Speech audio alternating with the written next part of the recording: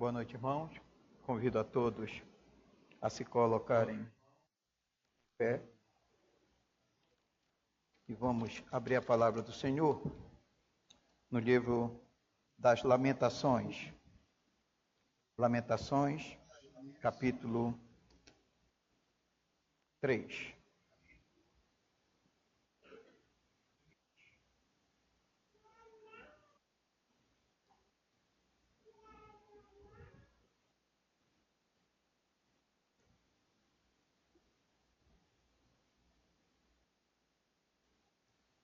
Lamentações, capítulo 3, eu vou ler do verso 14 até o verso de número 26. Diz o profeta: Fui feito objeto de escárnio para todo o meu povo, e a sua canção todo dia. Fartou-me de amarguras, saciou-me de absinto, fez-me quebrar com pedrinhas de areia os meus dentes, cobriu-me de cinza, afastou a paz de minha alma, esqueci-me do bem. Então disse eu: já pereceu a minha glória, como também a minha esperança no Senhor. Lembra-te da minha aflição e do meu pranto, do absinto e do veneno. Minha alma continuamente os recorda e se abate dentro de mim. Quero trazer à memória o que me pode dar esperança. As misericórdias do Senhor são a causa de não sermos consumidos, porque as suas misericórdias não têm fim, renovam-se cada manhã. Grande é a tua fidelidade. A minha porção é o Senhor, diz a minha alma. Portanto, esperarei nele.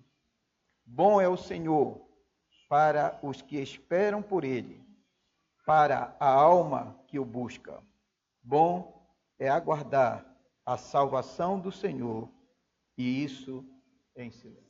Amém? Os irmãos podem assentar. Vamos orar.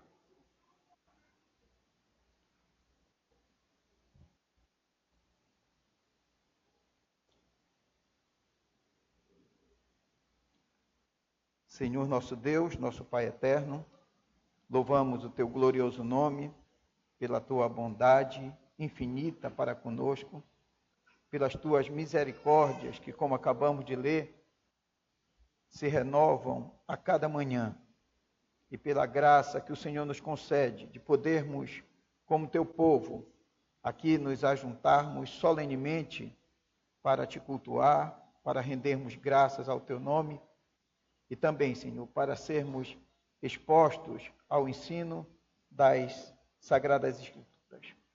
Louvamos o Senhor por isso, por tão grande privilégio que o Senhor nos concede. E rogamos que, como o Senhor tem feito, porque tu és gracioso para conosco, nessa noite, o Senhor, mais uma vez, abençoe a cada um de nós, trazendo ensinos, lições para a nossa vida e também permitindo que a tua palavra, ela encontre guarida no coração de cada um de nós, Senhor. Te peço que o Senhor possa ser gracioso para comigo, que tenho tão importante função nessa noite de pregar a tua palavra. Toma-me como um vaso em tuas mãos, Senhor, e que de fato cada irmão aqui presente possa, nessa noite, ouvir a voz de Deus, através da exposição da palavra do Senhor. Dá-me da tua graça, perdoa-me os pecados e abençoa o teu povo. Oro em nome de Jesus, o nosso Senhor e Salvador. Amém.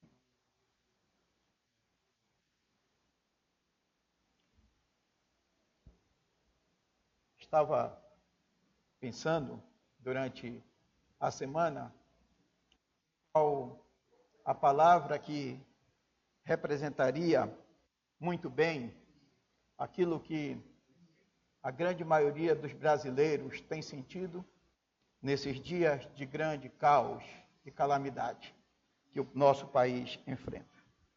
Pensei inicialmente na palavra indignação, depois pensei na palavra revolta, sentimento de revolta, mas depois pensei que a indignação ela não vem de agora, a revolta também não, mas há um dado novo que penso que explique muito bem o sentimento da maioria de nós brasileiros. E essa palavra é a palavra desesperança. Chegamos a um momento em que, como nação, nós vivemos um grande caos. Como nação, infelizmente, os anos vão passando e a cada dia parece que a nossa nação, o nosso povo, está cada vez mais atolado no lamaçal do pecado. É caos econômico, como recentemente o pastor Américo, falando com base no livro de Êxodo, mostrou, muito embora a pobreza ela tenha crescido, muito embora a população esteja bastante endividada, parece que aqueles que têm o capital, aqueles que têm o meio de produção, aqueles que são os patrões e aqueles que são responsáveis pela grande parte da riqueza desse país não estão muito preocupados com isso. E como o pastor mostrou recentemente, muito embora a população esteja pobre, endividada, é cada vez mais juros sobre juros, cada vez essa população está mais presa a isso. Que dizer de um caos político? Ainda esta semana, mais de 200 nomes de políticos foram anunciados como pessoas que estão envolvidos em propina, em corrupção. É um caos social, não há segurança no nosso meio. Há um caos moral e há um caos religioso, muito embora a nação se diga uma nação cristã, nós percebemos que a cada dia essa nação está mais longe daquilo que entendemos seus padrões bíblicos para uma nação verdadeiramente cristã. A razão de tudo isso nós sabemos. Somos um povo, somos uma nação, como muitas outras, mas eu estou me referindo particularmente à nossa nação, uma nação cada vez mais distante de Deus. E como resultado desse distanciamento de Deus, o que nós ouvimos pelos 4 cantos do país são lamentos e mais lamentos e mais lamentos. Esta é a nossa triste realidade, infelizmente.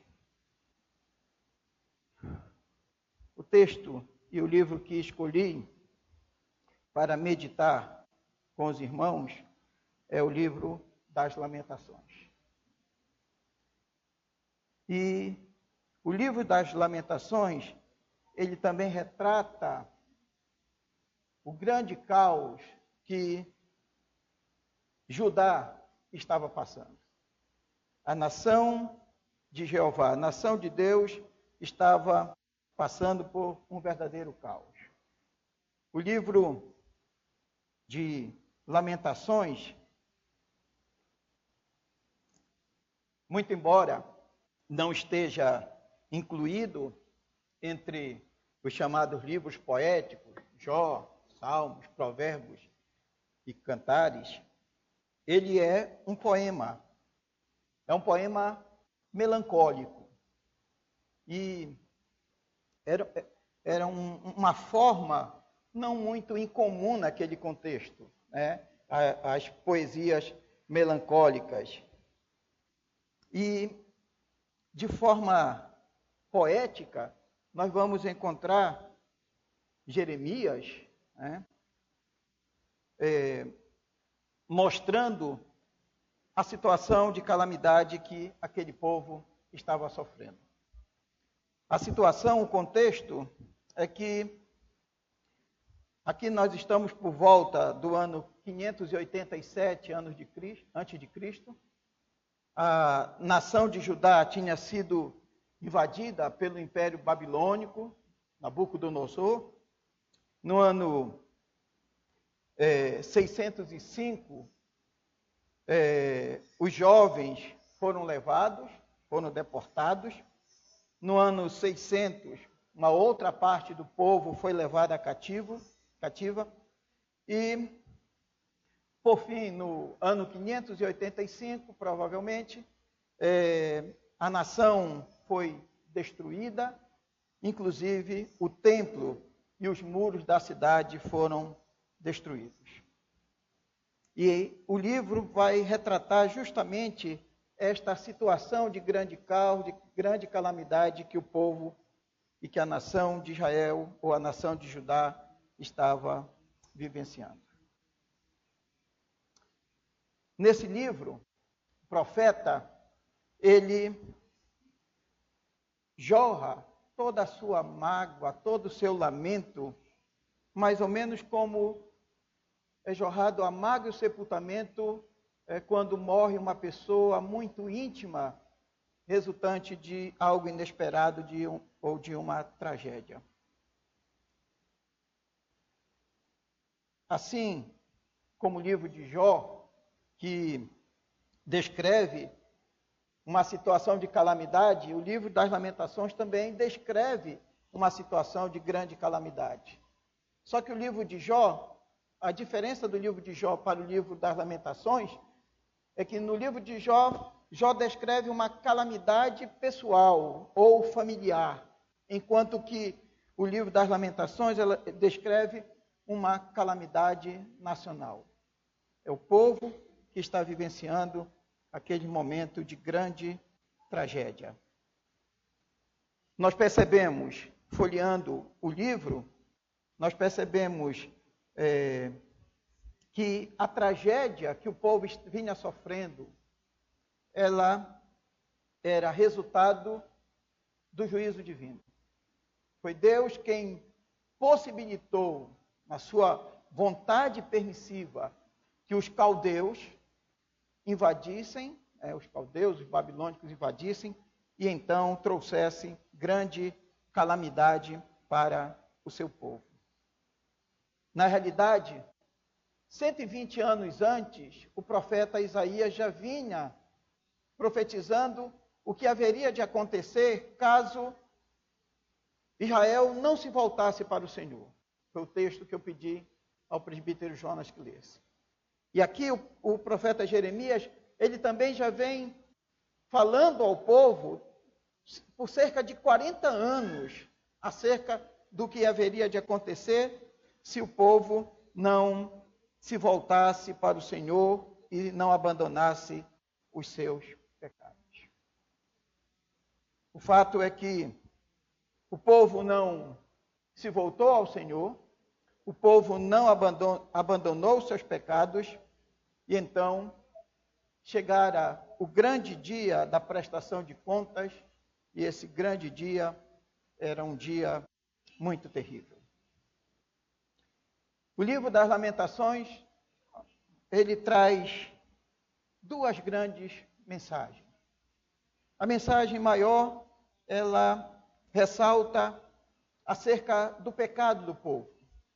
E que o pecado do povo de Israel era algo abominável aos olhos do Senhor. E durante a primeira parte da nossa meditação, estarei rapidamente tratando sobre isso.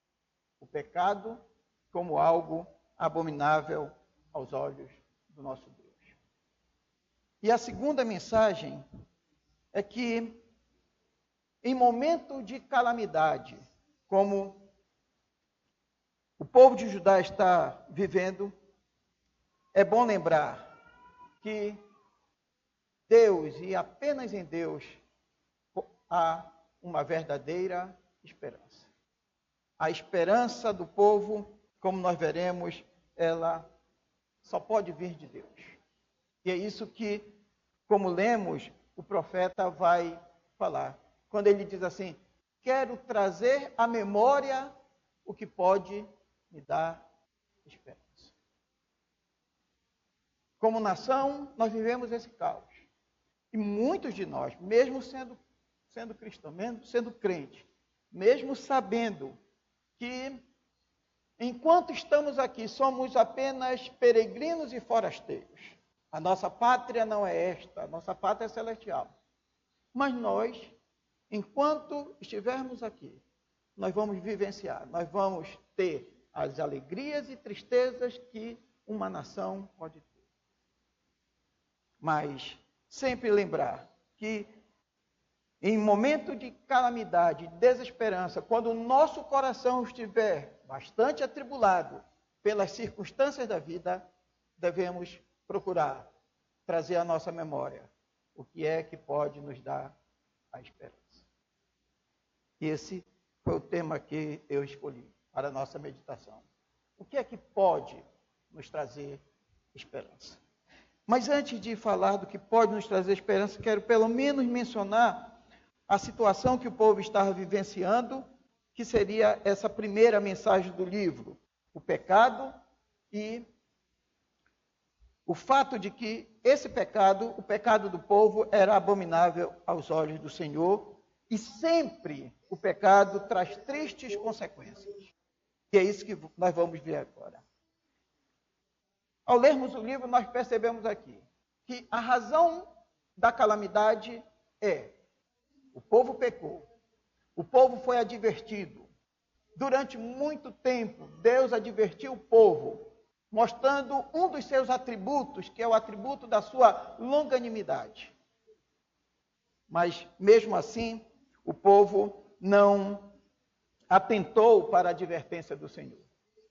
Agora, Deus resolveu trazer juízo ao seu povo. Resolveu trazer juízo ao povo de Judá. E quais são as consequências desse juízo? O que foi que aconteceu com o povo? Acompanhem com as suas Bíblias no livro das Lamentações, vamos ver algumas consequências, apenas algumas consequências da triste realidade de Judá. Capítulo 1, versículo 1. O povo foi levado a uma situação de escravidão. Como jaz solitária, a cidade, outrora populosa, tornou-se como viúva, a que foi grande entre as nações, princesa entre as províncias. Ficou sujeita a trabalhos forçados. O povo não apenas passa essa condição agora de escravidão, mas o povo agora é escravo em terra distante, no exílio. Capítulo 1, versículo 3. Judá foi levado ao exílio, afligido e sob grande servidão. Habita entre as nações, não acha descanso. Todos os seus perseguidores o apanharam nas suas angústias. Versículo 6. Da filha de Sião já se passou todo o esplendor. Os seus príncipes foram sendo como corços, que não acham pasto e caminham exaustos na frente do perseguidor. Versículo 18, ainda do capítulo 1. Justo é o Senhor, pois me rebelei contra a sua palavra. Ouvi todos os povos e vede a minha dor. As minhas virgens e os meus jovens foram levados para o cativeiro. O povo se torna escravo, o povo vai ser escravo em terra estranha, vai estar no cativeiro. A liderança do povo, os anciãos, os príncipes do povo, eles serão humilhados. Capítulo 4, versículo 16, nós vemos isso.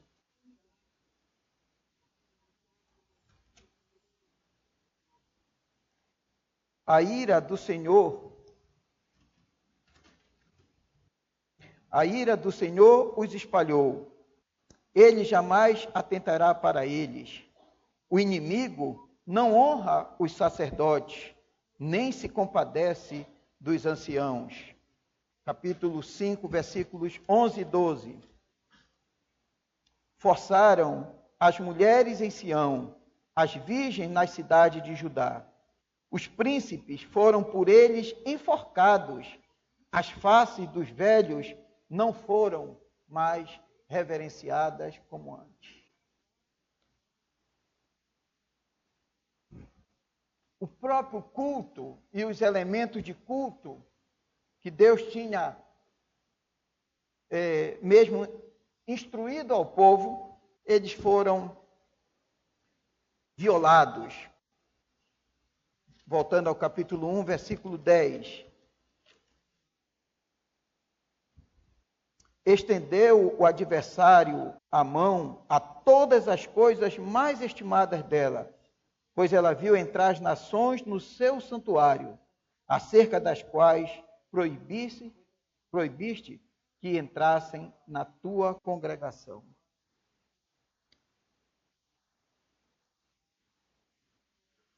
Capítulo 2, versículos 6 e 9, nos mostram que o templo e os muros da cidade foram derrubados. 2, de 6 a 9. Demoliu com violência o seu tabernáculo, como se fosse uma horta, destruiu o lugar da sua congregação. O Senhor em Sião pôs em esquecimento as festas e o sábado, e na indignação da sua ira rejeitou com desprezo o rei e o sacerdote. Rejeitou o Senhor o seu altar e detestou o seu santuário. Entregou nas mãos do inimigo os muros dos seus castelos, deram gritos na casa do Senhor, como em dia de festa. Intentou o Senhor destruir o muro da filha de Sião. Estendeu o cordel e não retirou a sua mão destruidora. Fez gemer o antemuro e o muro. Eles estão juntamente enfraquecidos. As suas portas caíram por terra. Ele quebrou e despedaçou os seus ferrolhos. O seu rei e os seus príncipes estão entre as nações, onde já não vigora a lei, nem recebem visão alguma do Senhor e de seus profetas.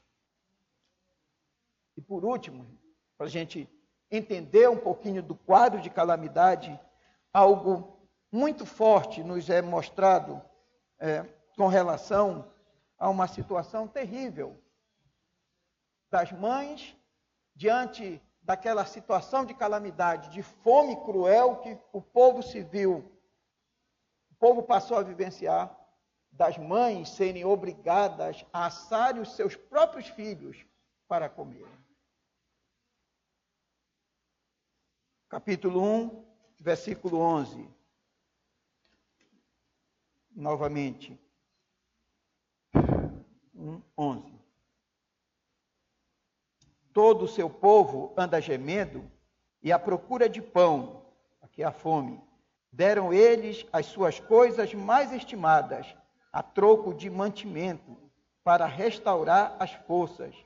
Vê, Senhor, e contempla, pois me tornei desprezível.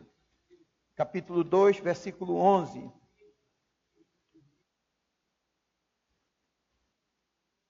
Parte C. Por causa da calamidade da filha do meu povo, pois desfalecem os meninos e as crianças de peito pelas ruas da cidade. Versículo 12. Dizem as mães: onde há pão e vinho? Quando desfalecem como o ferido pelas ruas da cidade, ou quando exalam a alma nos braços de sua mãe. Capítulo 4, versículo 4, 9 e 10. A língua da criança que mama fica pegada pela sede ao céu da boca. Os meninos pedem pão e ninguém há que lhe dê. Versículo 9 e 10. Mas felizes foram as vítimas da espada do que as vítimas da fome, porque estas se definham atingidos mortalmente pela falta do produto dos campos. As mãos das mulheres, outrora compassivas, cozeram os seus próprios filhos. Estes lhe serviram de alimento na destruição da filha do meu povo. Era esta a situação de calamidade que o povo vinha enfrentando. Esse era o caos. É nessas circunstâncias que, então, nós chegamos aos versos que eu gostaria de me deter mais, que é a partir do verso de número 21. Mas antes, precisamos sempre lembrar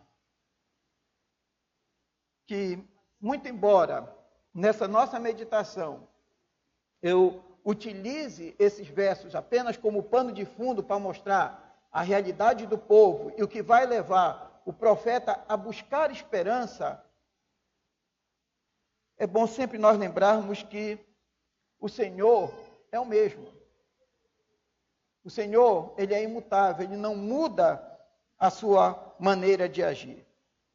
O Senhor, ele continua chamando a atenção do seu povo contra o pecado. Ele continua mostrando que o pecado é abominável aos seus olhos. E ele continua mostrando que o pecado traz sérias consequências. Não percamos de vista isso. Não achemos que a situação de Judá é uma situação que nós lemos e é algo tão distante daquilo que acontece nos dias de hoje, porque vocês sabem que não é.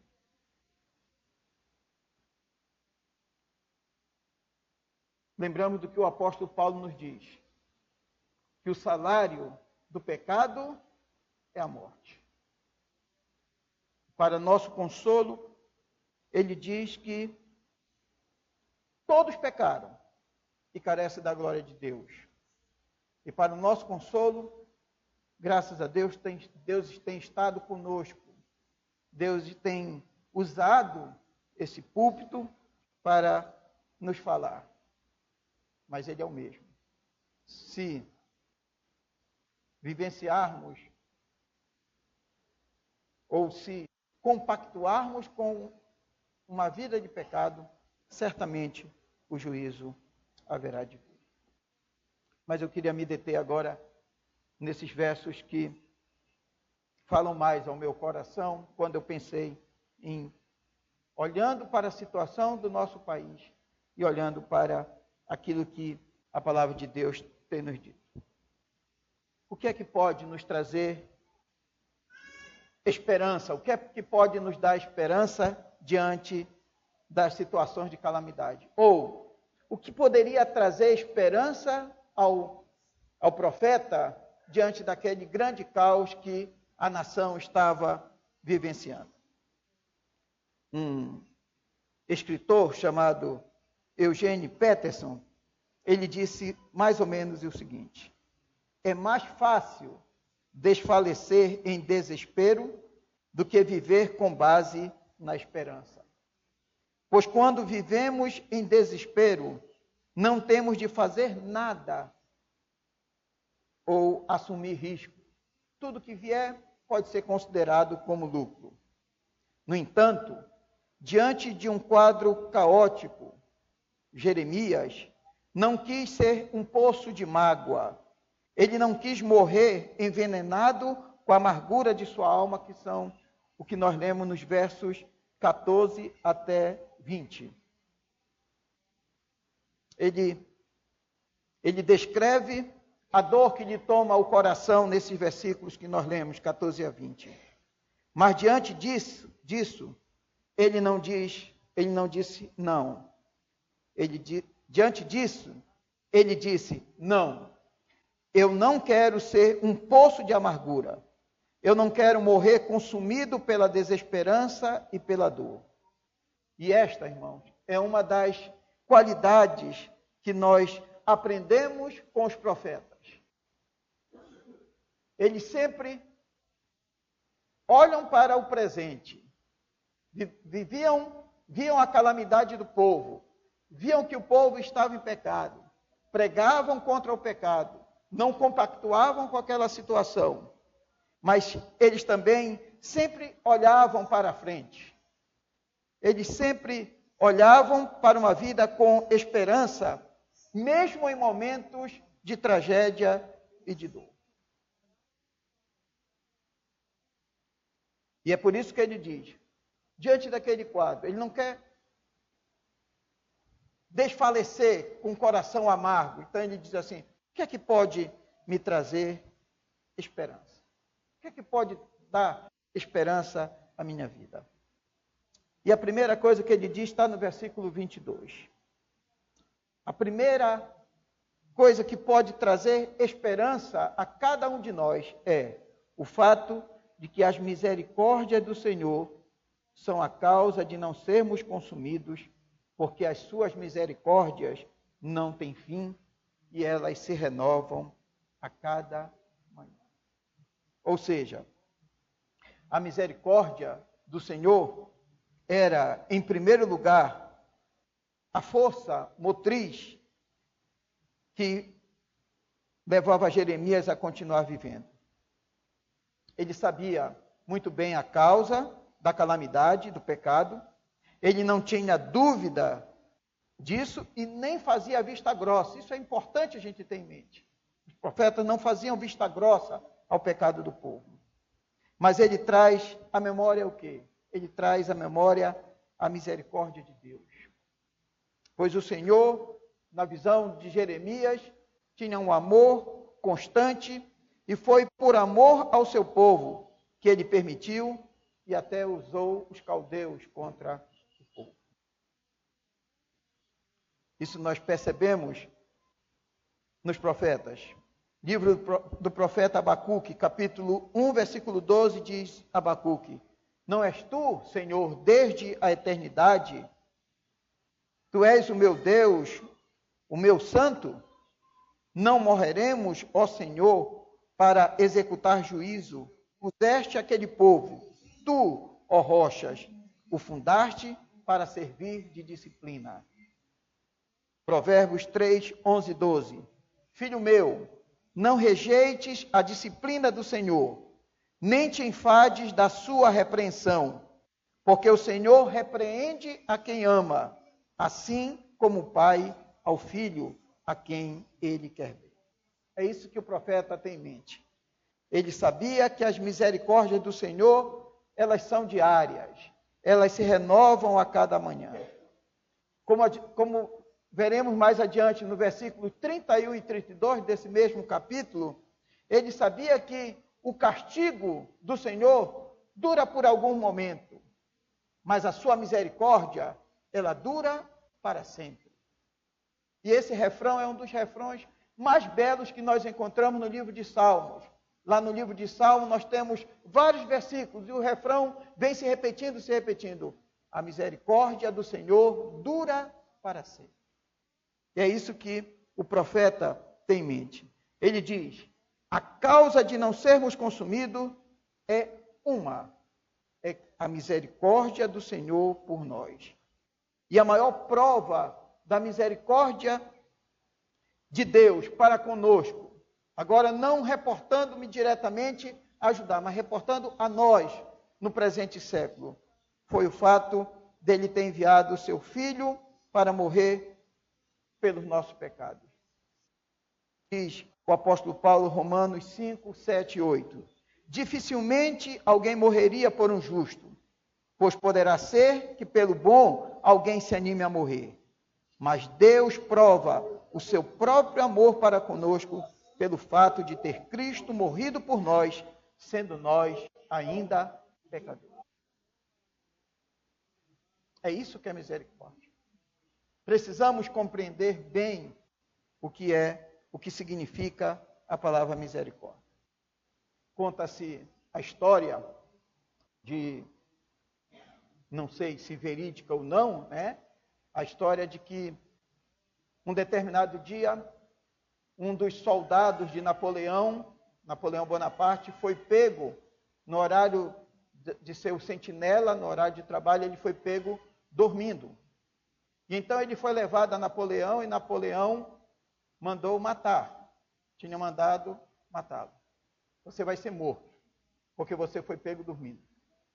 E eis que a mãe daquele jovem soldado procurou Napoleão, pedindo clemência, pedindo que ele não permitisse que o seu filho fosse morto. Que o soldado, filho dela, fosse morto. E então, Napoleão disse àquela senhora, mas ele cometeu um erro gravíssimo. Ele foi pego dormindo no momento de ser o sentinela. Ele colocou em risco todo o meu exército. Ele merece a morte por causa disso. E aquela mãe disse que entendia e que reconhecia que o seu filho tinha realmente cometido um erro crasso, um erro terrível.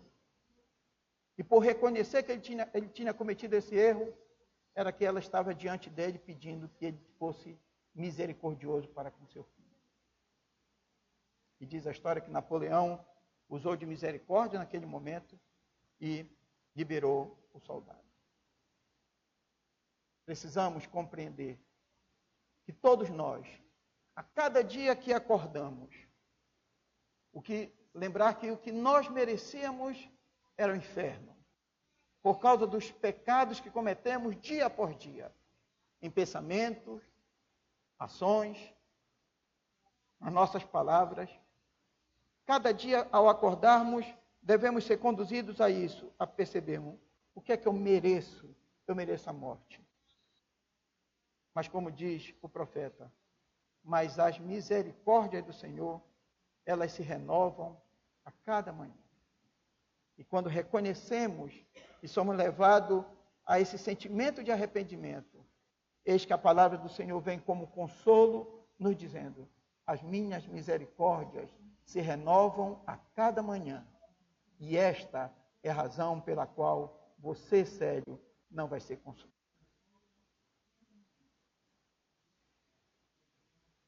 O que mais poderemos perguntar a Jeremias poderia trazer esperança a ele?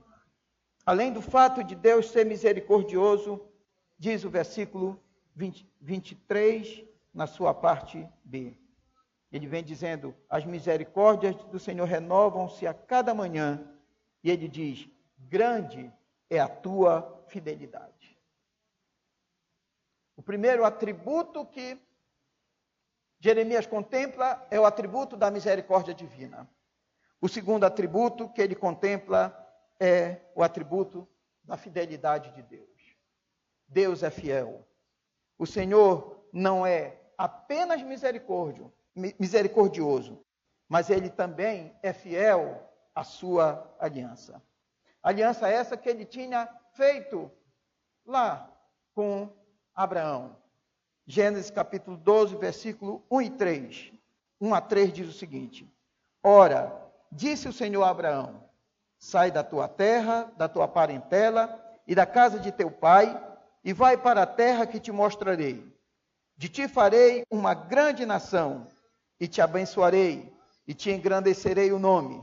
Sê tu uma bênção. Abençoarei os que te abençoarem, e amaldiçoarei os que te amaldiçoarem. Em ti serão benditas todas as famílias da terra. Jeremias tinha em mente, Deus é fiel. Deus não é homem para mentir. Se Deus tinha prometido que aquela nação, apesar dos pesares, ela ainda seria uma bênção para todas as famílias da terra, Deus haveria de cumprir com a sua palavra. Jeremias também conhecia o Pentateuco, e ele sabia o que estava escrito em Levítico capítulo 26. Levítico capítulo 26, nós temos exortações da parte de Deus para o povo com relação à desobediência e com relação à obediência. Em Levítico nós temos lá, se vocês forem desobedientes, eu trarei o juízo. E era aquilo que Deus tinha trazido à nação de Judá. Mas, nos versículos 40 até 42 de Levítico 26, Jeremias tem em mente o que Deus havia falado. Mas, ou seja, o povo estava desobedecendo, o povo vinha desobedecendo a Deus. Mas, se confessarem a sua iniquidade e a iniquidade de seus pais, na infidelidade que cometeram contra mim, como também confessarem que andaram contrariamente para comigo, pelo que também fui contrário a eles e os fiz entrar na terra dos seus inimigos. Se o seu coração incircunciso se humilhar e tomarem eles por bem o castigo da sua iniquidade, então me lembrarei da minha aliança com Jacó, e também da minha aliança com Isaque, e também da minha aliança com Abraão, e da terra eu me lembrarei. Era essa a fidelidade que Jeremias cria. Ele esperava que no cativeiro babilônico os judeus se lembrassem da aliança que Deus havia feito, e que eles haviam quebrado, e que eles se voltassem novamente para o Senhor. E através dessa reconciliação, o Senhor traria-o de volta à terra que por juramento havia lhe dado. Ezequiel 28, 25 diz: assim diz o Senhor Deus, quando eu congregar a casa de Israel dentre os povos entre os quais estão espalhados, e eu me santificar entre eles perante as nações, então habitarão na terra que dei a meu servo Jacó. E para nós, irmãos, sempre falando do que aconteceu e para nós, quais são as promessas que nós temos acerca da fidelidade do nosso Deus? Lucas 22, 20. Semelhantemente, depois de cear, tomou Jesus o cálice, dizendo: este é o cálice da nova aliança no meu sangue, derramado em favor de vós. Mateus 28, 20. Ensinando-os a guardar todas as coisas que vos tenho ordenado. E eis que estou convosco todos os dias, até a consumação dos séculos. João 14, 16 a 18. E eu rogarei ao Pai, e ele vos dará outro Consolador, a fim de que esteja para sempre convosco. O Espírito da verdade que o mundo não pode receber, porque não o vê, nem o conhece. Vós o conheceis, porque ele habita convosco e estará em vós. Não vos deixareis órfãos, voltarei para vós outros. Temos que nos lembrar sempre desses versos que podem nos trazer esperança por causa da fidelidade do nosso Deus. O que é que Jeremias contempla? O que é que ele chama? O que é que ele pede para que a sua memória lembre? Que Deus é misericordioso, que Deus é fiel. E em terceiro lugar, versículo 24, Jeremias diz: a minha porção é o Senhor, diz a minha alma, portanto, esperarei nele. Em outras palavras, o que Jeremias quer dizer com esses versos é: diante daquele quadro de calamidade, o que é que lhe resta?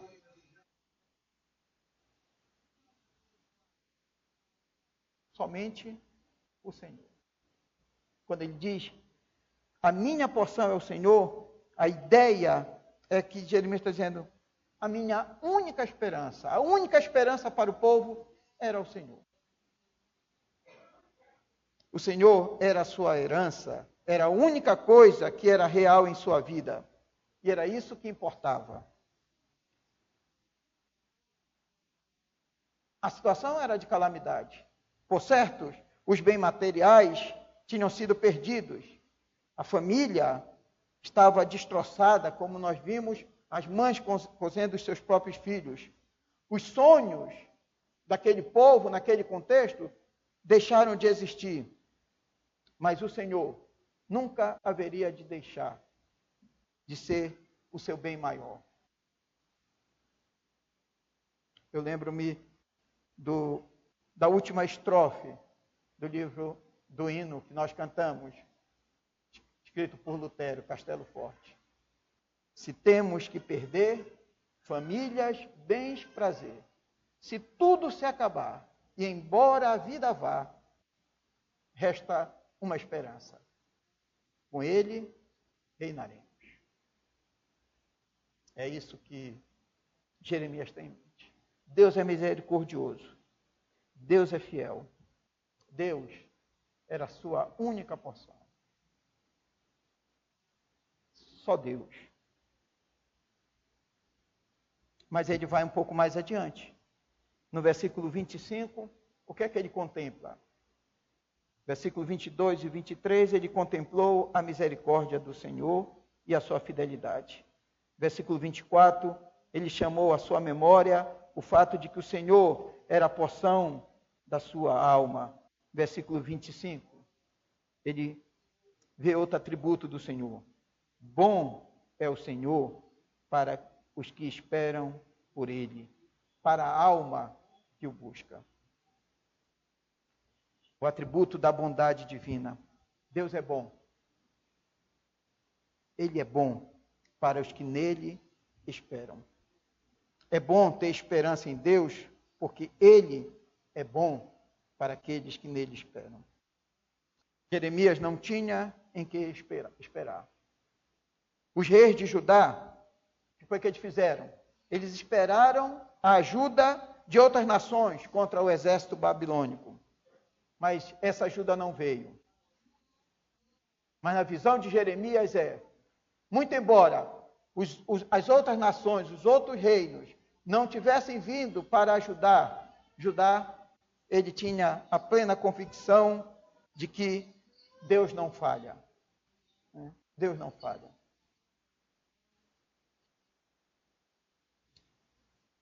Tem um texto em João, capítulo 6. Daqui a alguns meses, o pastor Américo chegará lá, porque nós estamos estudando o livro de João, capítulo 6.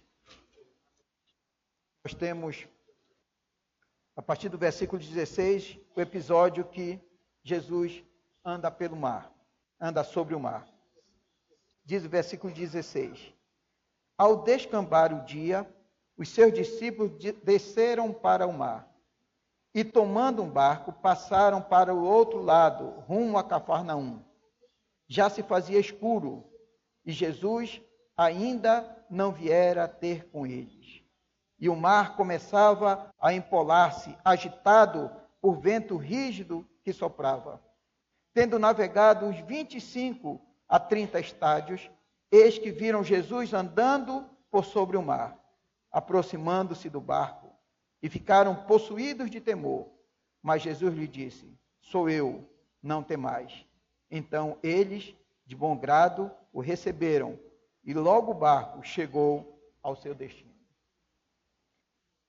O que é que eu quero extrair desse texto para corroborar com aquilo que nós estamos lendo aqui?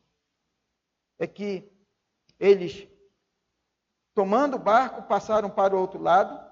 Já se fazia escuro, as ondas começavam a empolar-se. Qual é a expectativa que se tem? É de uma tragédia. Mas é interessante que o João diz assim: e tomando um barco, passaram para o outro lado, rumo a Cafarnaum. Já se fazia escuro.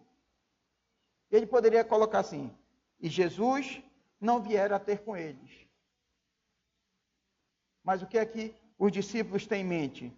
Jesus ainda não viera. Mas eles tinham o quê? A certeza de que ele viria. Ele ainda não viera, mas ele viria. Quando nós estivermos em momento de grande tribulação, que o nosso coração estiver apertado pelas circunstâncias dessa vida, meus irmãos, Deus é bom. Ele pode não ter vindo ainda, mas ele ainda virá. Essa é a nossa esperança. É isso que nós temos que trazer à nossa memória. E por fim, chegamos então ao verso 26. E o que é que Jeremias aqui quer trazer à sua memória? ele diz: bom é aguardar a salvação do Senhor, e isso em silêncio. O Senhor é misericordioso, o Senhor é fiel, o Senhor é a única porção para o profeta, o Senhor é bom, e o Senhor, ele é o Salvador. Porque Jeremias não perdeu a esperança? Porque o Senhor era o seu Salvador. A salvação vem do Senhor e somente dele. Em momentos de calamidades como essa que eles vinham passando, ou em momentos de tormentos, devemos entender sempre: a salvação que Deus nos traz, ela não se resume em ir para o céu, mas estar em ir para o céu, ou em outra qualquer circunstância que podemos almejar, mas ela também nos leva a ter prazer em Deus. Aqui Jeremias tem em mente o seguinte: se nós fôssemos trazer para os nossos dias e para a nossa situação, a bondade do Senhor não consiste apenas em ter preparado uma moradia para nós, e nem pelo fato de que um dia estaremos livres do pecado, mas ela pode ser vista quando nós olhamos para Deus e passamos a ter prazer nele. Ter prazer não apenas por aquilo que ele pode nos fazer, é suficiente, mas termos prazer por aquilo que ele graciosamente já tem feito em nossas vidas, e adorá-lo por causa disso. Há uma expressão de uma mulher bem temente a Deus no ano 800 depois de Cristo, e tem uma frase dela que diz assim: vou adorar a Deus por medo do inferno, que ele me queime no inferno. Se eu adorar a Deus pelo paraíso, que ele exclua-me do paraíso. Mas se eu te adorar pelo que tu és, Senhor, não escondas de mim a tua.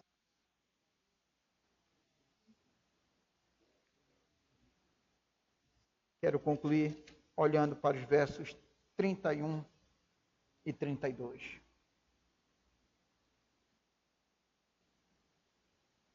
Depois de contemplar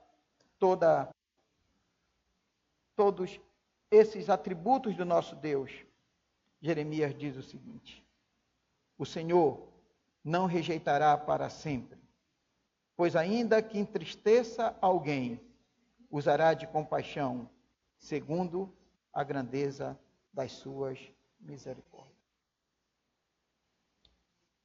Meus irmãos e amigos que estão aqui presentes, lembremos, em primeiro lugar, que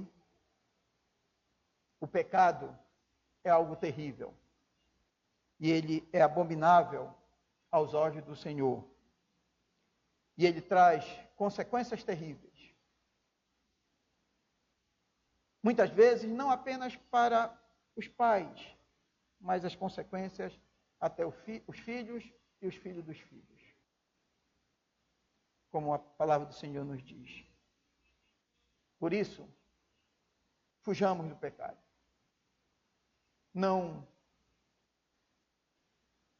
deixemos de gastar toda a força que Deus graciosamente nos concede para fugirmos do pecado. Fujamos do pecado.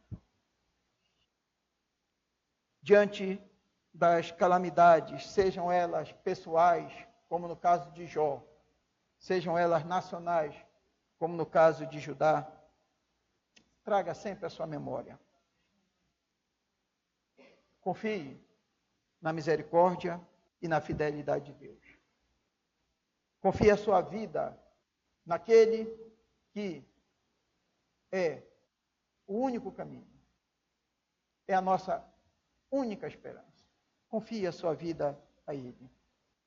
E que o Senhor, nesses momentos de dificuldade que passemos, ou de forma pessoal, ou como nação, nos ajude a superar esses momentos de crise, louvando e trazendo à memória sempre os seus atributos e a sua palavra. Que Deus nos abençoe. Amém. Senhor nosso Deus, nosso Pai eterno, te louvamos pela tua palavra, porque ela é santa. Te louvamos pelo aquilo que tu és. Tu és o Deus da história. Nada foge ao controle das tuas mãos. O Senhor mesmo havia colocado Judá nestas circunstâncias. Mas o Senhor também, depois, graciosamente, restaurou o povo e a cidade e o templo foram reedificados. Nós te louvamos, Senhor, porque temos confiado as nossas vidas nas tuas mãos e sabemos que estamos guardados pelo teu poder, pela tua graça e pela tua misericórdia. Mas pedimos que naqueles dias maus em que o nosso coração tiver almejando se distanciar de ti, que o Senhor traga à nossa memória os teus atributos, que o Senhor traga à nossa memória a tua palavra, que nos conforta, que nos consola e que dirige os nossos caminhos. Que o Senhor continue sendo bom, compassivo, misericordioso e longânimo para com cada um de nós. Porque tal qual Judá, também pecamos, Senhor. Prevaricamos. Tantas vezes o nosso coração se volta contra ti. Por isso, pedimos que o Senhor também nos conduza a cada dia ao verdadeiro arrependimento e faça e complete a obra que o Senhor mesmo começou nas nossas vidas. Muito obrigado, Senhor. Que o Senhor continue abençoando o seu povo. Em nome de Jesus é que oramos. Amém. Pessoal, o presbítero Zoênio que escolha um cântico ou um hino para nós cantarmos agora. Depois do cântico, então, convido o pastor Armando para vir à frente e